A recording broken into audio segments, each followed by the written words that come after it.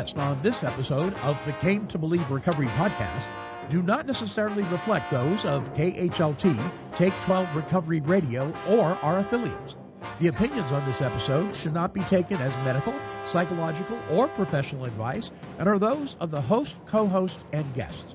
KHLT and Take 12 Recovery Radio are not affiliated with any particular 12-step fellowship.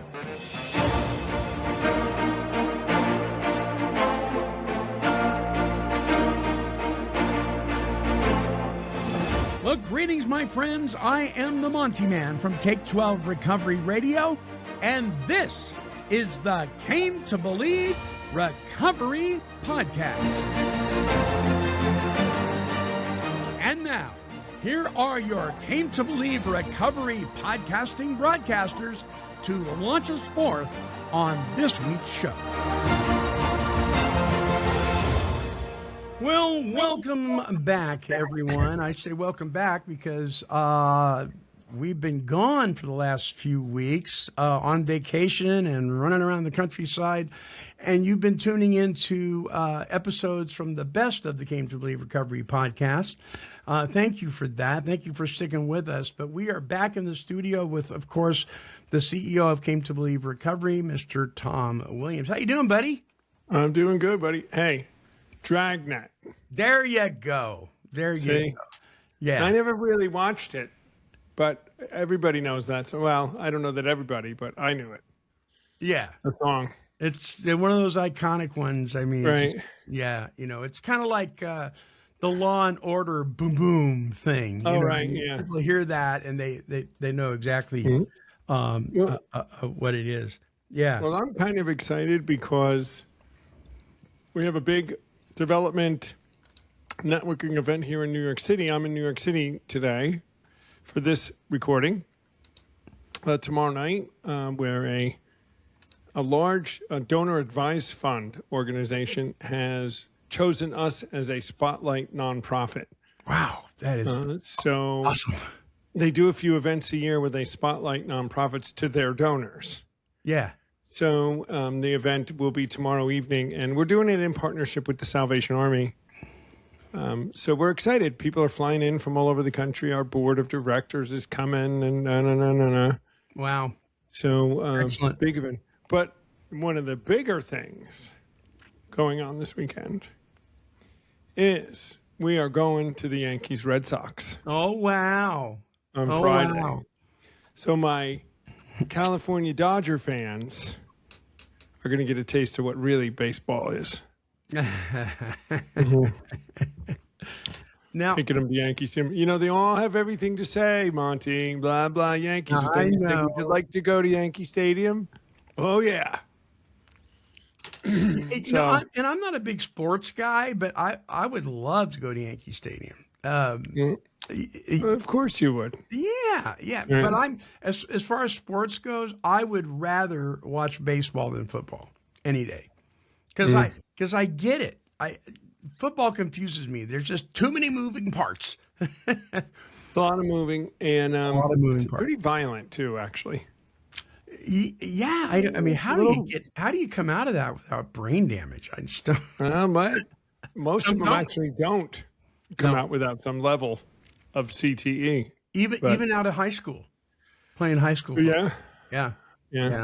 Anyway, doing good. So good. Very big week in that kind of what the development category of Came to Believe. We're trying to raise awareness and to raise enough funding so that that's not a worry of mine. And that when somebody wants to hear the message, we can come whether they have money or not, or supplement it. I know. But we're able to bring this message as far and as wide as we can without the restrictions of money. And coming up at the end of this month, we have the Malibu retreat. Yes. We Came to Believe Recovery Malibu retreat. And which is public access. Public access. And if you want to attend that thing, I would really encourage you today. Right. Because these things sell out today, to go to cametobelieverecovery.org and click on events and sign up for the Malibu retreat. I promise you, you will not come away from that disappointed. Meaning the fee is like $300 or $320. And that covers your food, your lodging, the retreat, the syllabus, all of it. Right. And for those who say, you know, you don't charge for the 12 steps, because we hear that sometimes. Yeah. We say we're not charging for that. We're No. charging for the housing and the food you're eating. Right. Right. So $300 is pretty cheap. People pay that. People that pay that and more to go to AA conventions, NA conventions, the World Convention. You know, It's I the went to same the thing. World Convention in San Antonio, the AA World Convention, and that thing cost. I think I probably spent about $1,200 getting there and doing the. You know, But we don't get paid. nope. So that's what I mean. When us You doing know, the everybody's volunteer. Everybody Yeah. pays their own way to go. Yep. All the presenters. Yeah. event, Yeah. So that's exciting stuff. So, And you can find out a yeah. lot more too on CatonToBelieveRecovery.org. Yep. Yep. The topic this week is finding freedom in discipline.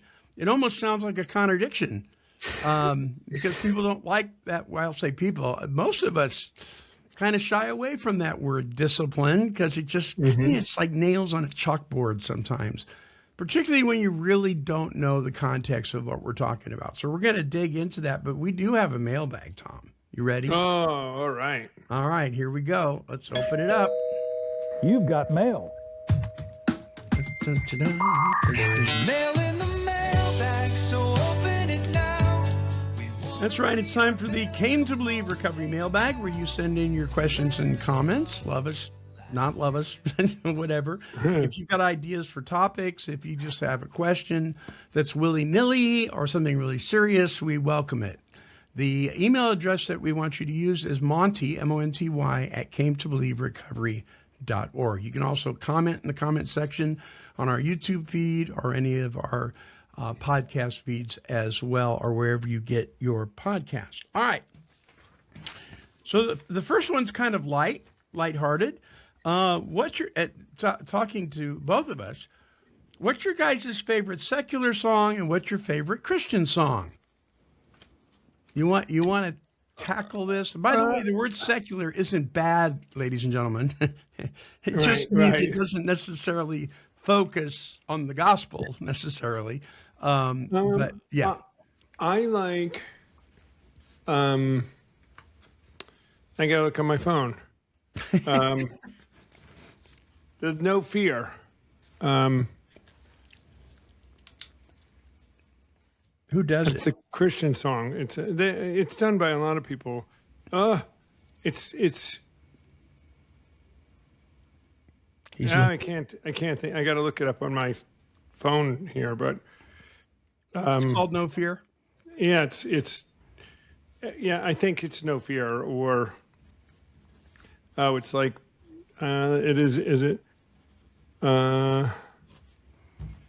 Anyway, I'll find it. Darn it! I didn't know that question was coming. Why can't I? By the way, this email comes from Jason in Arizona. So while he's looking that up, what about your favorite secular song? So that, I would say any number of Led Zeppelin songs are my favorite. I was going to say, I'll bet it's Led Zeppelin. Well, I'm a guitar player, so I like playing the guitar parts, and trying to play them anyway. I'm a big Eric Clapton fan too, all the classic rock. So it's hard, we'd be hard pressed to pick one. But I would say in that category, my, really favorite, if you had to say who's your very favorite, if there was one group, it's the only one you could ever listen to again, I'd probably say Led Zeppelin. Okay. And just listen to them. So within that group, Ramble On is such a good song. And Gotcha. the design of it. So that would be one of my tops. So I will go today with Ramble On as my top secular song Okay. from Led Zeppelin. What about you? Well, I'm looking this up. What's your top secular one? Okay. My top secular one is Desperado by the Eagles. All right.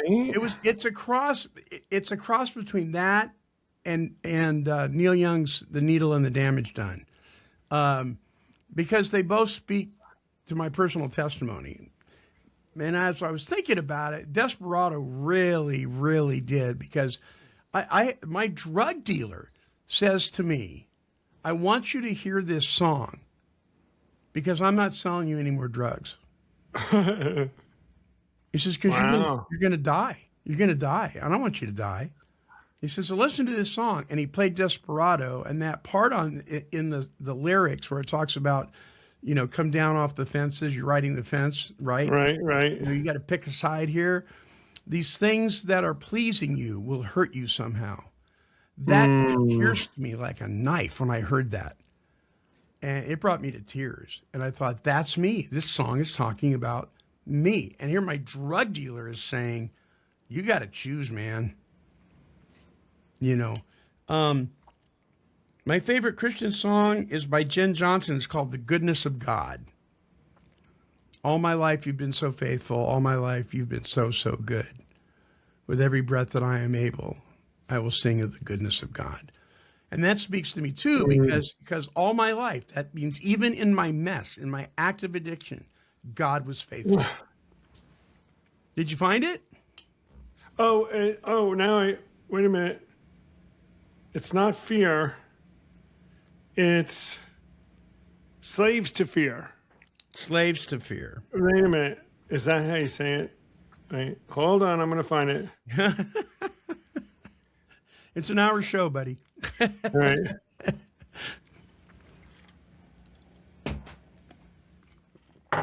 No longer slave. That's what it is. No longer slaves. It's a Bethel music song. No longer slaves. It's like my favorite right now. And So what it Jen is no Johnson- longer Jen a slave Johnson- to fear. So it's a Bethel music song. The Goodness of God's a Bethel music song too. Right. Now, a lot of people play this. I've heard different versions of No Longer Slaves, and it's No Longer Slaves to Fear. And I would say everything Your else. favorite. Yeah, right on. All right. Well, Jason, there you go.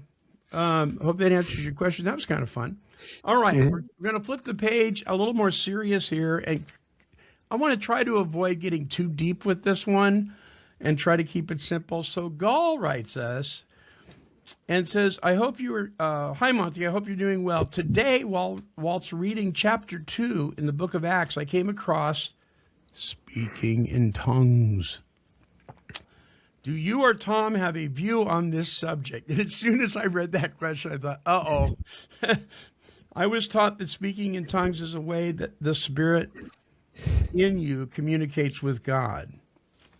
And then later he writes again, and he says he thinks he answered his own question there. And then he has another question that I want to address too. But real quick, what's your take on that?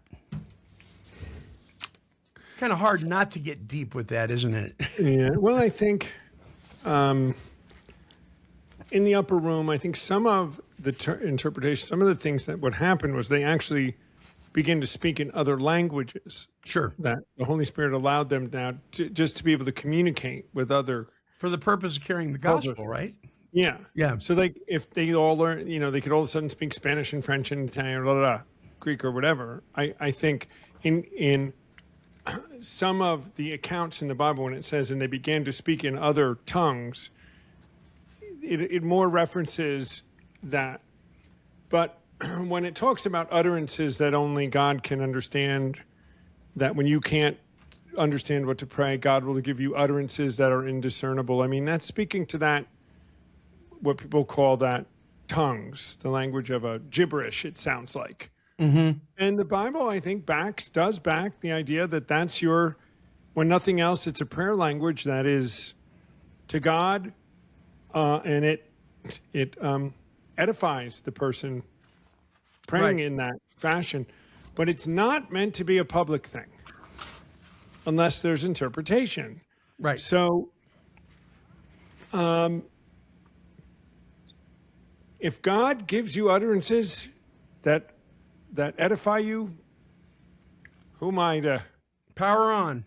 power on? Yeah. I'm not against it. I'm not. I may have, even if I'm going to be honest with you, have had moments where I was not overtaken, but I was prompted to pray that way in a gibberish when I was in certain scenarios and settings, and but it's not a common thing for me. Mm-hmm. And it's certainly not one of the most important things we should be looking for Right. in our spiritual work, as Paul says. It's the least of the gifts. He addresses that in Corinthians because they were having a problem with people prioritizing that as like the biggie. And he was like, no. Yeah, and I, and this is where I don't want to go, where you're saying let's not go too Deep. not just less deep, but I've been in congregations and churches and places in my life where this was very much promoted, and they even said if you're not doing it, you don't have the Holy Spirit. And I don't think that's true. And then it became kind of a circus, and it became kind of an emotional, and it became kind of confusing and chaotic, and nobody knew what was going on. And I just said, something doesn't seem right about this. Then they start touching each other, and everybody's falling down and all that stuff. Yeah. And nobody gets up with a big revelation, and because I always say, if God is come upon you so strongly as to knock you down, you have no revelation from that? Like you don't get up to say nothing? Yeah. If the only purpose was to knock you over. Like, what's the revelation when they came upon you to knock? And then if the Holy Spirit's knocking you down, why does anybody need to catch you? Because clearly they're not going to hurt you. He can't. Mm-hmm. Anyway, we went too deep. Yeah, we went to. I would just Yeah. say that I have experienced it personally. Like you, it's a rarity. It's really, really rare.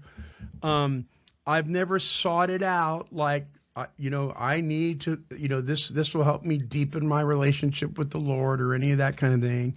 I'm certainly not opposed to it. If the Lord spoke to my heart and it was clear that He wanted me to engage in that, I would be obedient. But Scripture does teach us that the Spirit meaning the Holy Spirit, is subject to the prophet, meaning the person.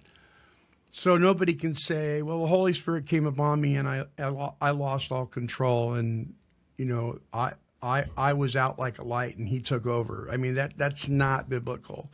The Spirit is subject to the prophet, so He doesn't force Himself on anybody. I have, as you have, I have experienced where a lot of this was going on in a congregation. I've also experienced where it was biblically accurate, where there was tongues and then there was an interpretation. Right. But that has also been extremely rare. Extremely rare. I think we would do well to be as obedient as we can be to the directives that are in Scripture, and not focus so much on outward manifestations of the Christian mystics, if you will. But that's just my take on it. But is it biblical when done properly? Yeah, I think it is. Yeah. Well, Paul does say, if there's no interpretation, it should not be done publicly. Right. And I think there are well-meaning people Sure. I that agree. maybe do this and maybe need some guidance or direction. And then there are people, I think, too, where somebody gives a message in tongues and somebody's got the interpretation, but out of fear, they don't give it. Is that the fault of the person that spoke in tongues? No. So, See, but I've seen people, run out and get chased out of churches. A new believer or somebody come in and it should be something that attracts people, not something that repels them. yeah, and they leave and they don't understand, and it can't be. So then I go, you mean the Holy Spirit did that knowing that it was going to scare someone away? He said, those kind of things make me say, I don't know. Yeah. But your statement about it, I 100% agree with. It's biblical. It's happened to me. Yeah. It's not a big thing. I don't Right. seek it. But It's certainly not something that I would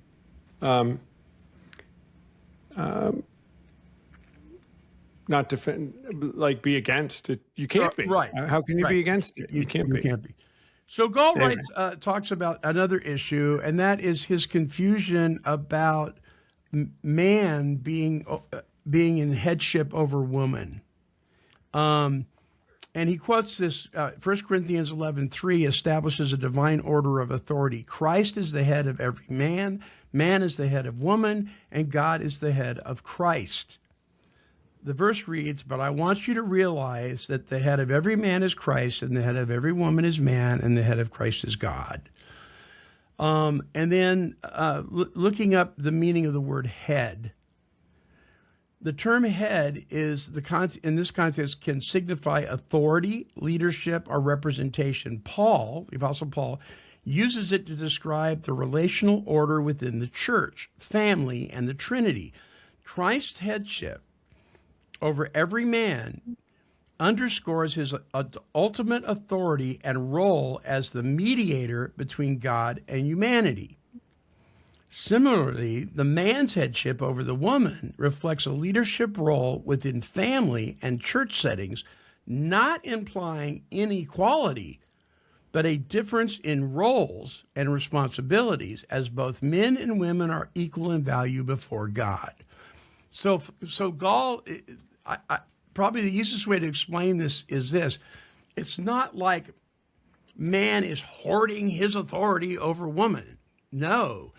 His authority over woman as a representative of Christ is one of protection, is one of care, is one of value over the woman, to protect the woman, he's responsible, he's answerable to God, to Christ, for the way he treats her. And that is to be a reflection of the way Christ treats him. And that is to be a reflection of how the Father treats the Son, Christ. And so it's not this heavy-handed, you are to submit to me, although it does say, wives, submit to your husbands, which means come under the protective covering of your husbands.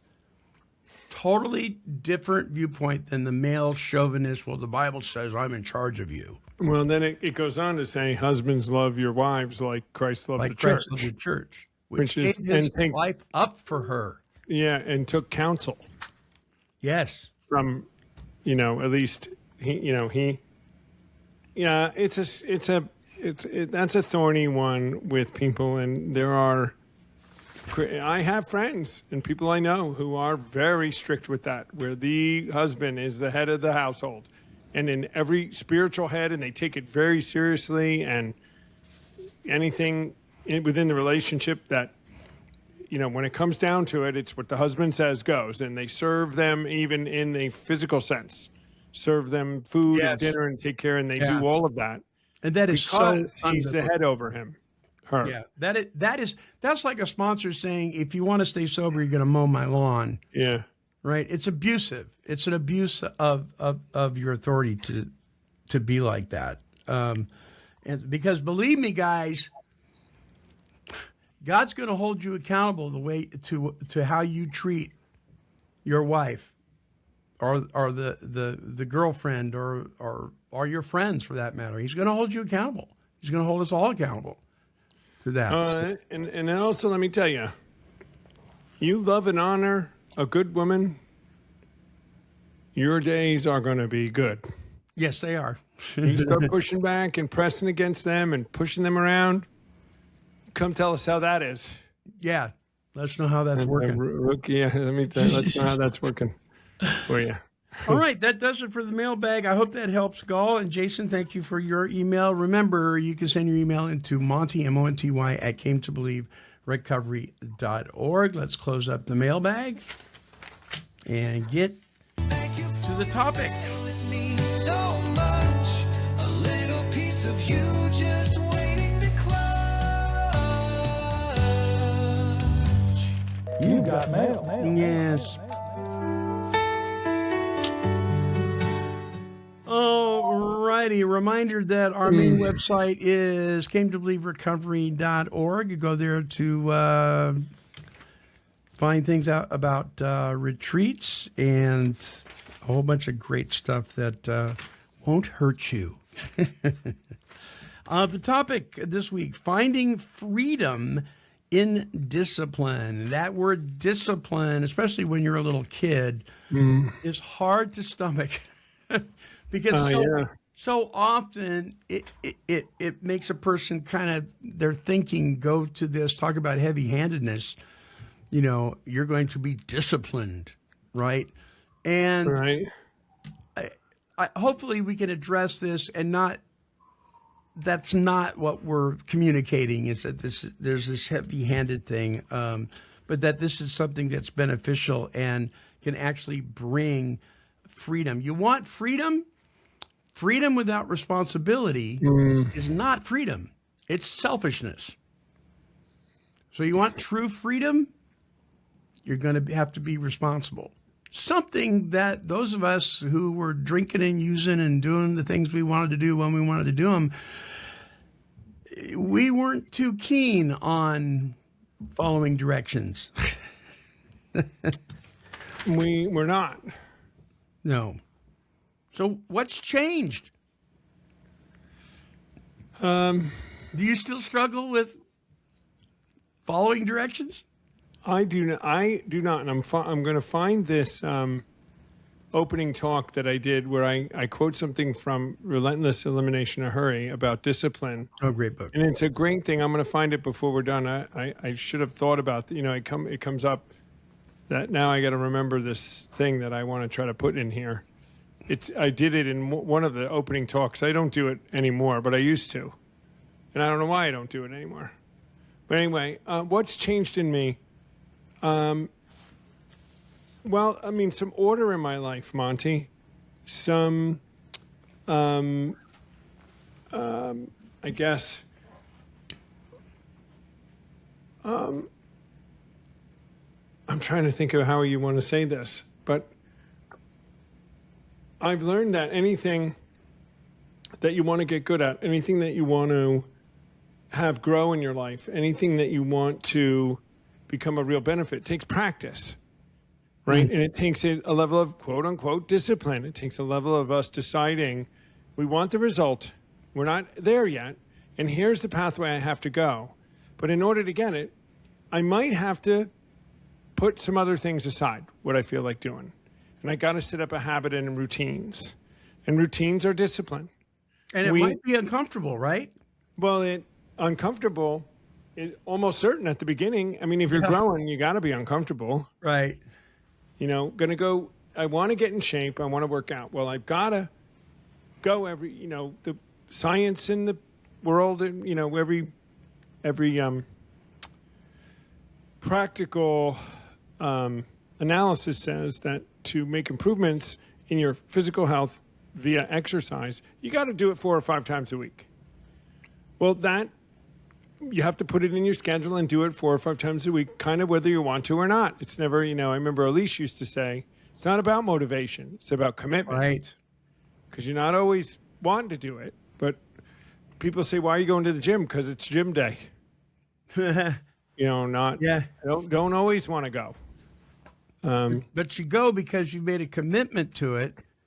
Just making the commitment required a level of discipline. Yeah. And then I got free. And what did I get free of? I got free of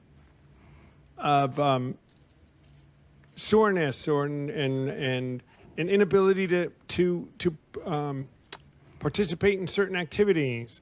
I got a freedom to come and go and to have an active and healthy lifestyle because of it. There's a level of freedom that comes with being in shape.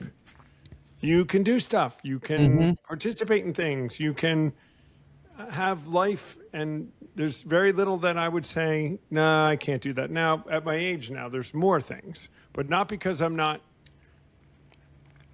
don't have the discipline for it. So, yeah, it's about habits and routines. Let me ask you this. So one of the talking points, how does discipline reduce stress and anxiety? All right. So you have your job as CEO of Came to Believe Recovery I'll just tell the listeners right off the bat, this is not a stress-free job. No. You are in a well, a fishbowl, maybe not goldfish, but you're definitely in a fishbowl.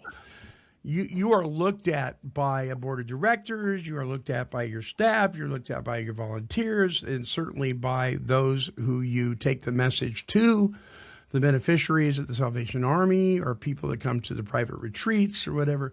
All eyes are on Tom in many instances. That carries a weight of stress that not everyone can handle. It takes a form of discipline to be able to lean on God on a regular basis, take care of yourself physically, right? I've got some geraniums. Geraniums are one of my favorite flowers, right? The instructions to fertilize them is every 7 to 14 days you fertilize them.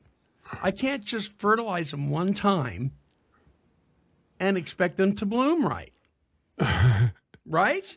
Well, you right. You can't just go to the gym or do your prayer and meditation one time.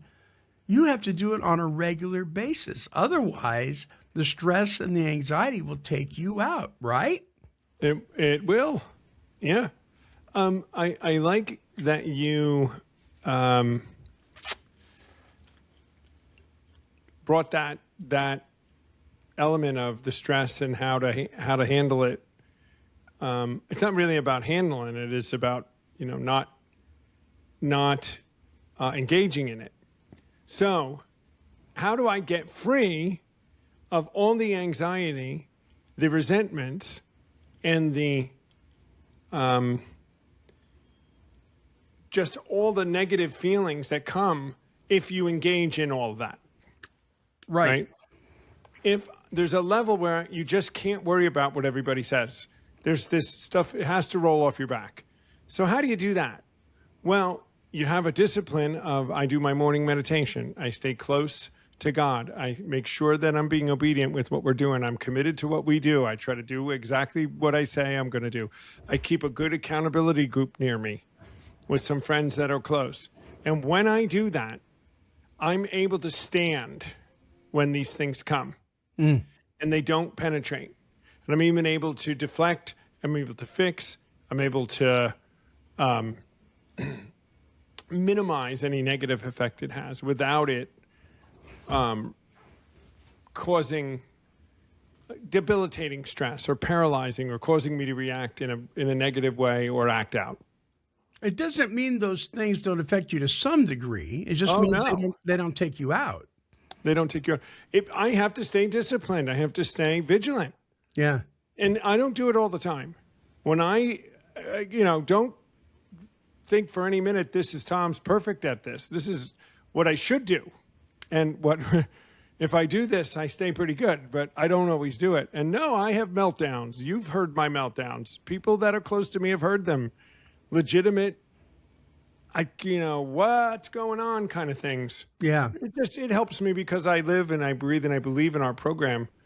I turn around, do my step 10, do my step 11 and get back on track. But no, it is, I do have days, Monty, where I wake up and I go, when's the break? When's the break? When is this gonna, how long do I have to, hold on, Lord? Is there a freedom someday from all of it? And the Lord said, well, you're pretty free now, aren't you? And so the question is, contemporary discomfort, which you're talking about, can that lead to long-term freedom? Actually, the discomfort itself. Can that be a tool that actually benefits you? What do you think? Definitely, especially if you're learning from it. If you take that uncomfortable as your guide to take the action you need to reduce the uncomfortability, you're growing and you're getting free. Mm-hmm. So it for sure does. I mean, I think if you're not pushing into some uncomfortable, you be careful that you're kind of staying still. Yeah. And now there's a difference between pain and horrible time and struggle and being uncomfortable. right? Being uncomfortable, you can be in very positive, moving forward with things going really well, but it's just a new phase. It's something that you're working into. It's something that you're not routined at. Not something that is such a negative thing. I don't like that connotation that we all have to have pain and struggle in our life. No. I mean, I think we're going to be uncomfortable and we're going to have to put in some effort. But that sounds a lot more enjoyable, if there was a word enjoyable Yeah. for that, right? Well, I think pain and discomfort are going to come. We don't have to promote them. Right. They do Right. just fine all on their own. You know, I'm sitting here listening to you talk, and what keeps coming to my mind is the term emotional sobriety. Well, there you go. Yeah. Yeah, you know, where things hurt, feelings get, pinched. Situations in life that we have no control over can be uncomfortable, all that kind of stuff. But it's when they knock you off your center that we're in trouble. And if we're emotionally sober, which means we're not dependent on how we think other people should treat us, we're dependent on our relationship with our Creator. Then when those things happen, they don't knock us off. Doesn't mean they don't hurt. Doesn't mean we don't experience it, but they don't knock us off. And then what's so beautiful about it is when we experience these things that we go through in life, and we have this kind of discipline of emotional sobriety, and we don't get knocked out, we can share that with people that are getting ready to get knocked out and say, hey, listen, I may have a solution for you. Are you interested? All right. So that's good. Yesterday, I think I made a mistake. I did something where I think, I upset somebody, and maybe I made a mistake. I shouldn't have done it. I didn't think. And it would be in my, back in my history of the world, it would have caused an overreaction. It would have caused me to let that sit in my head and brain and rattle around and how terrible you are. And I'd be anxious about it for 2 or 3 days, overthink it. Like we do, right? Do we do that, Monty? Over and over. Yeah. Why did I do that? I shouldn't have done that. Why did I do it? Man, how dumb am I? If I could just But I went, well, that milk is spilled. Yeah. So what can I do? Well, let me make some amends. Let me say I'm sorry, number one. And can I do anything to make it right? This is what happened. Yeah. And now we're in it, so let's deal with it. And I moved on. And if that other person is still mad or upset, you can't do anything about it. I mean, I did what I could do about it. Yep. So that emotional sobriety, I do that much more today, Monty. When I make a mistake, I don't let it hold me hostage for very long at all. Yeah. Yeah. How about you? Yeah. I was so emotionally dependent on circumstances being comfortable that I thought for the longest time I blame you, whoever you are out there. It'd be your fault. I did nothing wrong. It was your fault. I used to tell my dad would say, Monty, what you're constantly getting in these scrapes. I go, Dad, I'm not doing anything wrong. People just don't know how to treat me. And he'd look at me and go, that's your reasoning every time. The common denominator here is you, son. Right? And when I finally got that, and like you were saying, it may be stuff that I have absolutely no control over. I can't contribute to it or in any way, shape, or form. But it's my responsibility to check myself and figure out how am I going to respond to this thing. But see, I didn't look at it that way. I just figured if I can't change you and change the direction on how you're treating me, right, then I'm just going to walk away, and maybe that means I'm going to move. I did that before. In the middle of the night, did the midnight move, owed rent, didn't pay it, packed up the car, and just left because I didn't want to face the uncomfortableness of whatever was going on between me and you or me and the world. It was really pathetic, Tom. I mean, I lived that way for a very, very long time. I lost what could have been really good relationships, friendships, because I was so dependent on things going my way. No discipline in my life whatsoever, except to acquire whatever it is I wanted. Then I Right. was very disciplined, man. And let me tell you something, listeners. Addicts and alcoholics can be the most talented, the most disciplined, the most focused people in the world when it comes to getting the bag or getting the bottle or getting the porno or getting the whatever it is that we're leaning on. We'll die on that hill. So don't tell me that you can't live a disciplined life, because you do now, just in a different way. Yeah, the lengths I've seen people go to get Man, their drugs or a encounter with a girl or a boy, or I mean, the yeah. efforts that were made were impressive. In the idea that, boy, you turn that around. Just even in, I was thinking when you were talking too about, like, actually how much being disciplined in all my activities, it's got such a negative connotation, disciplined, right? Yeah. But it's not disciplined as being punished. It's disciplined as being routine and habit centered. To play guitar, I have to to get good at it. You have to play every day. They say, who's they? I don't know. Guitar teachers in the world of guitar people. The they, yeah. And you know the they. I was like, who they are you talking about? But we all do it. They. Right. So I've read a million things about it and had guitar teachers. They say touch it every day, even if it's 15 minutes. That's how you get better. And there is days when it is a discipline to touch it every day.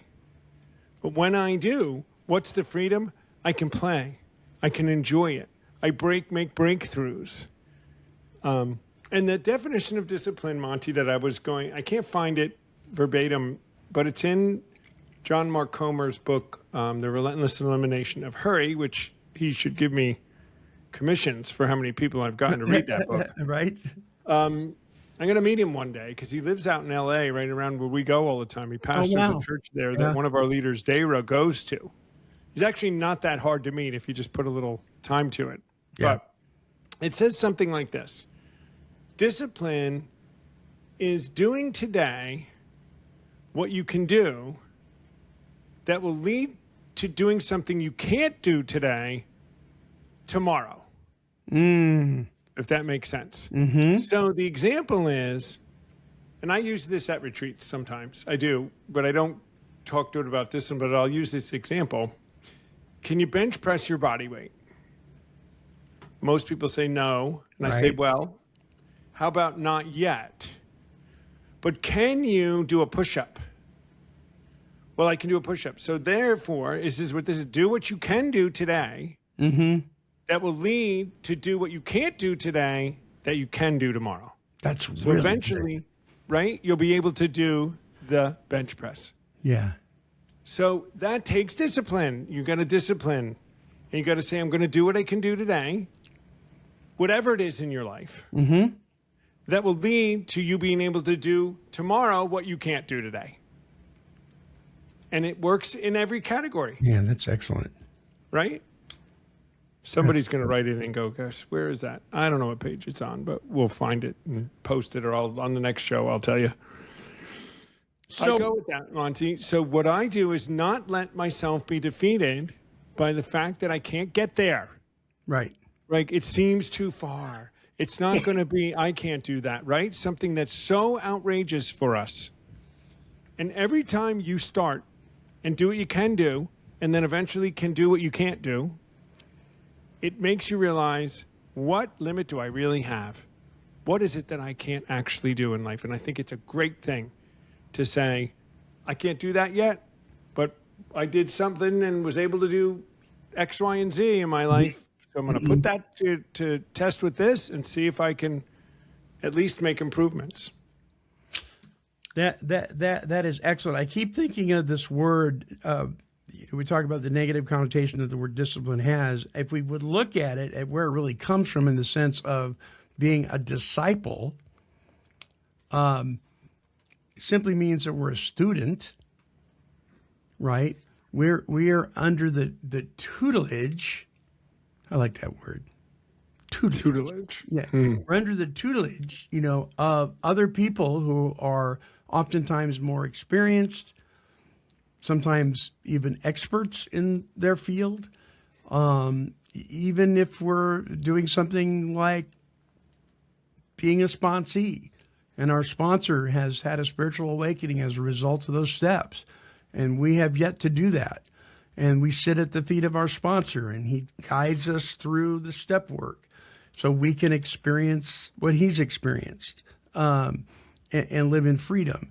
That's being a student. That's being a disciple. If you're a teacher, you're a discipler. Right? All of it takes discipline. What amazes me, and it always makes me smile, is when I'm sitting in a 12-step meeting and I hear a person share about how they never finished high school, how they bombed in everything they tried to do, scholastically, right? But recently they went back to college, they got their GED, and now they have a 4-year degree and they're working on their PhD. And this is what they say: I never thought that I could ever accomplish even getting my GED, but look what happened. I hear it a lot. But it starts with, okay, I got to go back and get my GED. And that's no small task, by the way. I've looked at that book. You want to talk about, I can't. I look at all the requirements, especially in the area of algebra and all that stuff in these GED books. And I'm like, holy moly, that's harder than when I was in school. But they do it, Tom. They do it. They get their GED and then they keep pushing forward, and they get a 2-year degree, and then they get a 4-year degree, and then they're working on their master's, and then they get a PhD. And people can say what they want to about college, if it's a waste of time or if it's a big scam, or there's that going on. And I get it. I think it's better to go to a trade school. But whatever it is that you think you cannot do because you're never going to be disciplined enough, if you believe that, you're probably right. You're probably right. I was just going to say. I'm one of those who did it. I'm one of those, Monty. You are one of those. I went through, and even when I started, I didn't know how I was going to finish 4 years from now. How is that? And my sponsor kept saying, yeah, but they're not asking you to do that yet. Right. What do you have to do tomorrow? Just do what you have to do tomorrow. Yes. The 4th year is the 4th year. You'll be ready when that. And I took that wisdom, and just Did you took surprise yourself?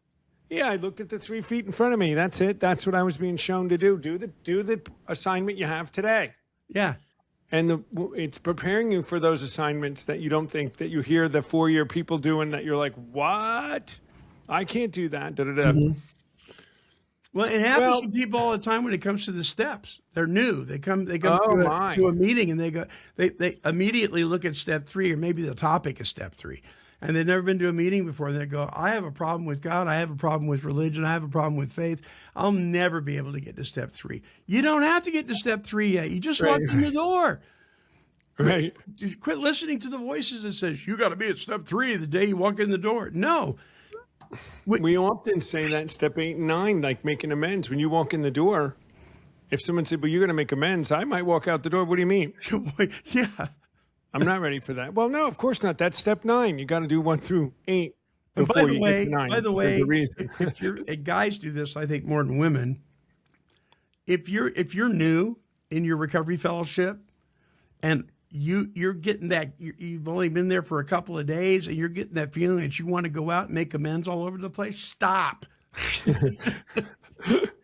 that takes a little wisdom that you might not have. Yeah.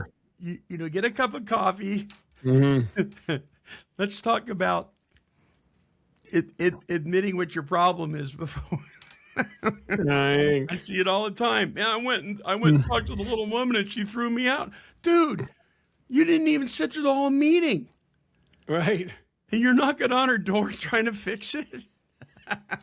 Yeah, and it's a great subject. It's the more we talk about it, the more I realize most of the freedom, most of the stability I have is through disciplined habits and routines and working through things and staying diligent and staying committed to some things that have resulted in a level of freedom that I never had.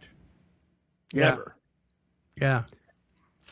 And because I've learned and because I practice this program, I realize every success helps feed the next success. So discipline will strengthen your faith and it'll help build your character. And don't all of us want that? So how bad do you want it? Right? You often ask, how long do you want to stay sick?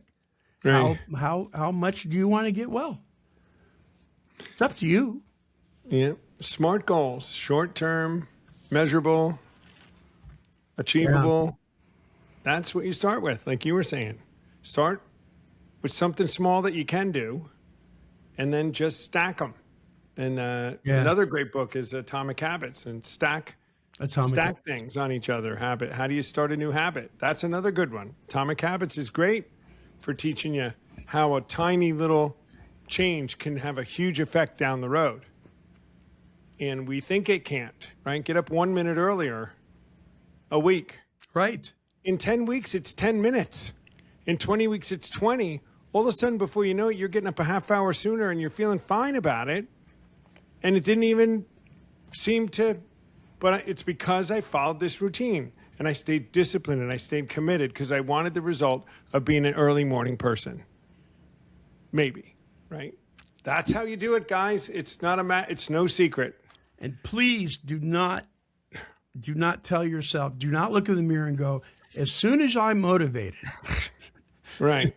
I just didn't feel like it. Yeah. Yeah, Well, those you're are not the people. I mean, yeah. Motivation is overrated. It's, the fitness center, and I have made a commitment these days to playing guitar for an hour a day. And even on my except when I'm traveling, I can't do it. I will play an hour a day, and I go to the gym. That's what, Yeah. and I go. Yeah.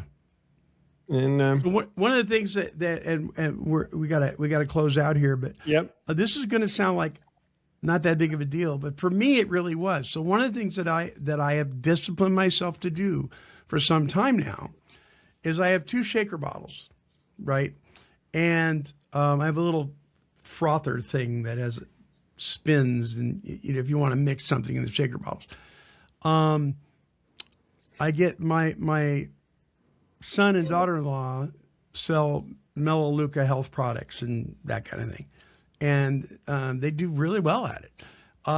One of the things that they have is flavored drink, sugar-free flavored stuff you can put in your water because you need to drink more water. Just about everybody needs to drink more water. You need to be hydrated. And then another thing which is the electrolytes. And so I mix my favorite flavors. The one I like the most is pomegranate lemonade, right? And then I put my electrolytes in there, which is usually something like raspberry, strawberry, or something like that. I put it in there. I take the little blender thing. Bzz, bzz. I make 2 shaker bottles before I go to bed every night. Stick them in the fridge.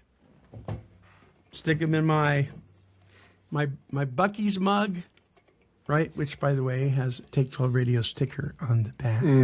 Shameless plug. And I drink that thing. I never did that before. Discipline. It's a discipline, and now it's automatic. It's like, And you're getting results. and I'm getting results. I feel better. I'm hydrated. You know what I mean? It's like, wow. My allergies react differently. My aches, and even though I have arthritis and sometimes it's bad, it's even better. What are we? 70% water. But if you're not drinking any water, Right. what are you? I make my coffee every night. and that doesn't have the same health benefit, but it has a life benefit. So that when I wake up in the morning, I set the timer and there's coffee. Because that was a little bit of an anxiety to me. I didn't like getting up and having to go make the coffee. So what am I going to do about it? Well, I'm going to get a discipline. I'm going to make it the night before. And almost no matter what, Monty, I make that coffee the night before. Yeah. Because I do not want to not have it. Even when I'm like dead tired, that's where discipline comes. When you don't feel like it. It's really where the rubber meets the road on discipline is the night you don't feel like it. That's right. And you really don't want to make that shake, and you don't want to. I mean, I'm sure there's nights where you waited a little too long to do it, and you're tired, and now you're like, oh, I got to make my shakes. But do you do it every time? Right? Yep. And I'm always better. I get done with the coffee, and I go, I did it. And there's something about there's freedom in overcoming that laziness or that distractibility. It really is a thing, guys. Yeah. It's a beautiful thing. All right. All right. Our closing song. I got to give kudos to AI here. So I wrote this song. It's a ballad, really. And it's a little long because that's what ballads are. They tell a story. So I wrote the lyrics to this. And then I wrote the melody to it, and then I fed it to AI, and this is what came out. I wish I could sing as well as AI sings, but it's pretty cool. But this tells my story, and here you go for what it's worth, and then I'll come back with my closing thoughts. I've entitled this "Alive and Free." Check it out. Oh, it's a brand new day. The sun's shining bright. Got my feet tapping. Everything feels right. Living for the Lord with a heart full of grace. Shaking off the chains. Now I'm finding my place. Once I was lost in a dark, lonely haze. Searching for love in the wrong kind of way.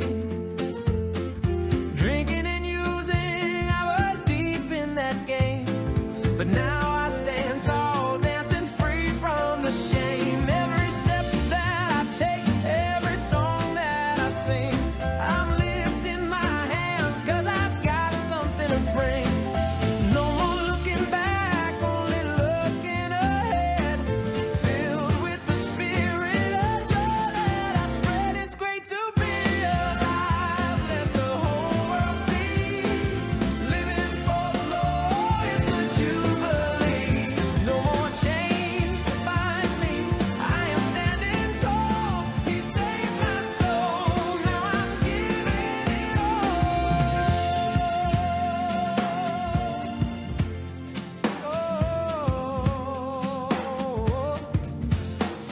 With a heart full of love, I'm giving back now. Helping others see the way, oh, I'll show you how. Well, once I took so much, now I'm freely giving. Sharing all the blessings that come from truly living. Singing for the lost, reaching out my hand. Building up the broken so they can understand. Together we'll rise, lift each other high. In this vibrant life, we'll learn to fly. It's great to be alive. Let the whole world see. Living for the Lord, oh, it's a jubilee. No more chains to bind me. I am standing tall. He saved my soul. Now I'm giving it all. I once fell to the floor in the depths of despair, crying out for mercy, but nobody was there. Then came the light, and with it His grace. Now I dance for Jesus, His love I embrace. With every twirl and spin, I feel so alive. Free from my past, this joy will thrive. So here's to the journey, to every new day. Living for Jesus. that's the only way. I'll share my story, I'll live out my song. With him in my heart, I know I belong. This life is a canvas, and I'm painting it bright. Each stroke is a testament, shining his light. It's great to be alive. Let the whole world see. Living for the Lord, oh, it's a jubilee. No more chains to bind me. I am standing tall. He saved my soul. Now I'm giving it all. So if you're feeling lost, don't you fear the night. Just take a step forward. Together we'll fight. With love in our hearts and hope in our eyes, we'll dance through this life 'neath the beautiful skies. It's great to be alive. I'm living it right. With Jesus beside me, everything's so bright.